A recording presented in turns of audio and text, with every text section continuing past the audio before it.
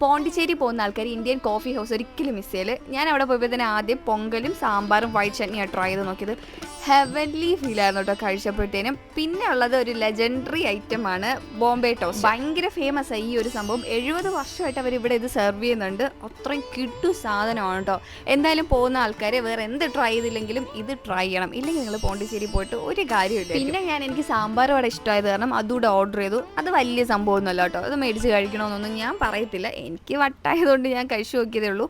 എനിക്ക് ഇഷ്ടപ്പെട്ടില്ല കേട്ടോ. വലിയ സുഖമില്ല. കോഫി അവിടുത്തത് ഒരു കാരണവശാലും ട്രൈ ചെയ്യേണ്ടതെന്നാണ് ഞാൻ പറയുള്ളൂ. പക്ഷേ ഞാൻ റിവ്യൂസൊക്കെ കണ്ടപ്പോഴത്തേനും കോഫി ഫാൻസ് ഒത്തിരി ഉണ്ട് കേട്ടോ അവിടുത്തെ. എനിക്കങ്ങനെ ഇഷ്ടമായിരുന്നില്ല. നല്ല ബഡ്ജറ്റ് ഫ്രണ്ട്ലി ആണ് കേട്ടോ. പോക്കറ്റ് കീറാണ്ട് നമുക്ക് ഇവിടുന്ന് ഫുഡ് കഴിക്കാം. സെക്കൻഡ് ഡേ ഞാൻ അവിടെ തന്നെ പോയി തൈര് വട ആദ്യം കഴിച്ചത്. നമ്മുടെ നാട്ടിലാണെങ്കിൽ ഹോളില്ലാത്ത വട ഇതിന് ഉപയോഗിച്ചേക്കുന്നത്. വലിയ സുഖമില്ല. പിന്നെ എല്ലാവരും ഇഡ്ഡലി സാമ്പാർ കഴിക്കുന്നിട്ട് അത് ഞാൻ മേടിച്ച് കഴിച്ചു. അത് വലിയ കുഴപ്പമില്ലായിരുന്നു കേട്ടോ. നല്ലതായിരുന്നു. പിന്നെ കോൾഡ് കോഫി അതും കൊള്ളത്തില്ല.